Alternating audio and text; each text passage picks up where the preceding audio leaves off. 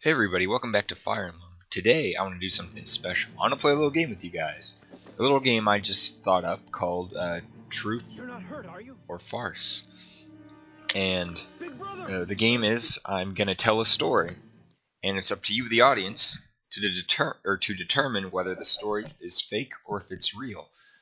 And at the end of the series, I want to do a few of these, like 4 or 5 of these, and I'll tell a bunch of stories. And by the end of it, count up how many stories you have, or how many you got right, and how many you got wrong, and we'll do a little decider at the end of the series of Fire Emblem. See how many you got right, how many you got wrong. So, anyways, let's get right into the story.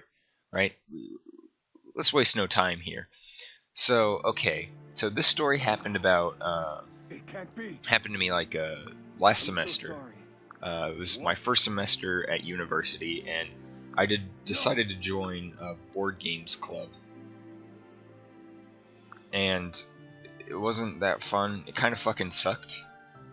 Because Gods, no. foolishly, I guess I didn't realize it, but board games not just include D&D, well, obviously, and there were like people there to play chess and checkers, and I wasn't really interested in that. I kind of just wanted to play D&D because I've always heard about it. Thought this was a great chance to meet people. So I went and I found a group of people who were playing D&D, and I started going to meetings with them and trying to get into the game, playing D&D with them. And the story kind of picks up like a few weeks into that. A few people dropped out, but I was playing D&D with 3 other people. Now I'm gonna give them all fake names, so I guess to protect their identity. The people they're playing, it was me, a man named Jake, a guy named let's just call him Billy, and the guy who was DMing was Gay Furry Kid. That's what I called him. I didn't call it to his face, obviously, but I called him that because I didn't know his name. Because he always DM'd, so he wouldn't have like character sheets or anything, or like, I don't know. I just never knew his name. But we would play in Billy's dorm because his roommate was always out drinking or working out, so we never really, it was always to ourselves. So that was the crew, and we were in the middle of a campaign, and it wasn't a very interesting campaign, I guess. It was traditional. We were playing 5th edition D&D, and it was just a traditional like dwarves and dragons and orcs type deal. We weren't playing any special I've been waiting for this. Thieves World or anything like that. We were just playing some normal ass D&D, and I guess to fill you in, we were all playing thieves, because I play with fucking morons. We were all playing as thieves, and we were all part of a thief guild, and the thief guild had told us to go on a mission, and we were like, okay, I guess. Let us begin. We'll go on this mission, and our party, No. all our personality or alignments were all fucked all to hell, because we all have different characters we wanted to make, and really work them together that well. We were all bound by the fact that we were in the same guild, so Know this. it doesn't really matter it didn't matter what our alignments were, because we had to work together. And so we had a dude who was like chaotic evil, we had like a neutral good guy, and then I was lawful neutral. And so that's what our layout is. Pretty fucky and caused a lot of arguments. I see. But so we were all sent on this mission by our guild. They were like, we were working for them. They were like, all right, you guys have been doing okay, but we got a big mission for you. You need to sneak into this dwarf fortress or whatever that was taken over by a dragon, and you need to kill the you need to get the money and not get killed by the dragon. We weren't killing the dragon. We were like level 6, 7. there were 3 of us. It wasn't gonna go well. Breathe your last. So Prepare we yourself. we head out on this quest to kill the dragon, and fucking right away, like on this mission, fucking Billy was what did I say?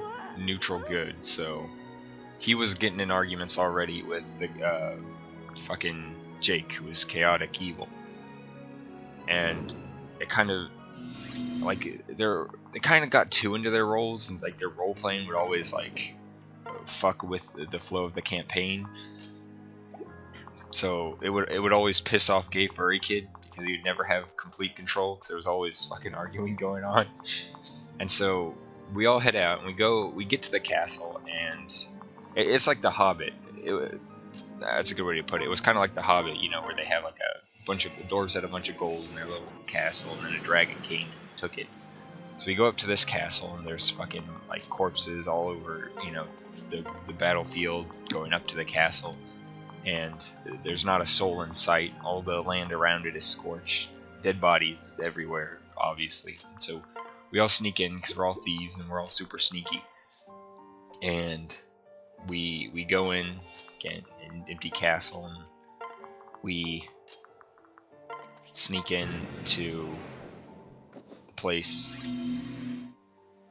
and we head through like fuck, I forgot how we got down there, but we got into like these caves because the cave, the fortress or whatever, was built into like the side of a mountain that led into like a cave because these are dwarves, they mine. And so we go in, and we run into like a few like shitty monsters, like just some orcs or whatever, just some people who are hiding out, some bats, some fucking, you know, some little things, nothing big, just little peons trying to get in there and steal like a handful of gold, run out, or things that live there naturally. And eventually we get to the point where we're climbing up stalagmites, whatever the one that juts out of the ground is, and we're in this like giant cave area, and there's like these stalactites that go up into the ceiling and lead out, and the dwarves had built stairs going up them. So we were climbing up these stairs, and my boy Billy was leading the charge, so he was leading up the stairs with the torch, and Jake was following behind, and behind him it was me, and we were walking up these stalactites, and we were almost at the top, and like it was a type of shit where you couldn't see the bottom of this ravine, so if you fell off, you were fucking dead. And because he's fucking chaotic evil, he fucking like knocks like into him. He's trying to be a dick or something. Maybe he was trying to kill him. I'm not sure what Jake had in mind, but he knocks into Billy, who's leading the charge, and like knocks the torch out of his hand, and it falls deep down into the ravine, and then they start arguing. Now Jake is not a man of many words. He's very quiet when we roleplay, just in general. And so it was very surprising, or it wasn't surprising. It was, I don't know. I don't know how to put it. He's just very hard to argue with. So it's very hard to get through to him. So like,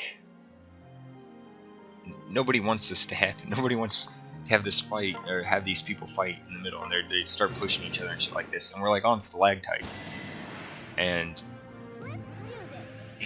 fucking Jake's just being a fucking problem fucking player, and you can tell Gay Furry Kid is getting pissed off. He's fucking done at this point. So he's like, you know, he sets his little book down, his little folder, and he's like, alright, that's fucking it, you guys. You know, he's giving us the evil eye. He was like, that's just fucking it. And so he's like, your arguing echoes off the walls, and I don't know, he said some shit like you hear rumbling in the cave. So the ground starts shaking while we're on this stalactite, and there's and the fucking fighting stops. We're like, oh, what's going on? And out of the fucking darkness below, the fucking dragon shows up. The fucking torch they dropped woke his ass up. And this isn't just like dragon, like, Skyrim-sized dragon, or Fire Emblem-sized dragon. This is like a fucking huge ass dragon. The only comparisons I can think of are like Monster Hunter, maybe, but like even bigger than that. This is like you ever see the cover of the beginner set to 5th edition? It's like that type of shit where it's just fucking hulking dragon. Fucking rises out of the darkness, and he's eye level with us. And so I'm like, well, we pissed off Gay Furry Kid. Now he's gonna fucking kill us, now he's gonna end the campaign, because he's tired of all this fucking arguing. And I don't blame him. Jake wasn't the funnest guy to play with, but so we're kind of fucked right now. We're kind of 3 guys versus a dragon, and the whole goal here was not to wake up the dragon. It was to get through without waking up the dragon, and we're kind of fucked. And while Jake was playing a thief build, he was also kind of, I don't know how to describe it, but he wasn't really playing a thief. Jake's not very smart, I guess I'd put it. He's a little bit autistic, if I'm being perfectly honest, and not that great at role playing. So he was like, I jump. It's like this dragon rises out of the pit. He's like, I jump out of the pit, and I fucking suplex the dragon. He's like, what the fuck? He's like, yeah. He's like, you're not gonna stop me. You know what I mean? He's like, he knew he was trying to punish us or Gay Furry Kid was trying to punish him for starting this fight, but he was gonna fucking get out of it. So he fucking, it's like, I suplex the dragon. That's like a death sentence, man. Like, there's no way. There's no way we're getting out of this. Like, that's fucking stupid. But Gay Furry Kid, he was on his power trip, so he's like, yeah, okay, fucking roll, And so we roll the dice. It's fucking 20. He lands a critical. So he jumps off of the stalactite or stalagmite, whatever we're on, and he fucking wraps his arms around the neck of the dragon and fucking suplexes him into the darkness. And they fall and crash onto the ground. And like, we're just baffled. We're like, fuck, he did it. But I mean, obviously he still didn't have a chance. I mean, realistically. So what me and my buddy Billy did was got the fuck out of there. The first thing we did was we abandoned him. We ran up the fucking stalactite. But fucking we kind of left Jake to die, I guess. You could say it's shitty of us, but he kind of got into this himself. This is kind of his fight. And so he tried shit like that the rest of the match. He tried doing these fucking moves where he would try to like cheese the dragon, like, oh, I don't know, put him in a headlock and like shit like that. But he didn't land any other fucking rolls the rest of the map, or rest of that fight, and he eventually just died on his own because we weren't helping him. And no way in hell, he was just up against a giant ass dragon by himself. What are we gonna do? He was kind of fucked at that point. So we let him go, and we made it out of there, and we completed the mission, and we didn't ever play with Jake again. What are you waiting for? Because he'd come back after that. He's getting his character killed, and the rest of the campaign was a snore, and eventually we just quit playing because it was boring, and there wasn't a lot of us playing, so there wasn't enough fuel to the fire, so we kind of quit playing. But yeah, I just thought that What to do? you know, everybody has these D&D stories. Like I used to watch Spoonie and he would talk about D&D stories, and that's kind of my D&D story. It's the dragon suplex.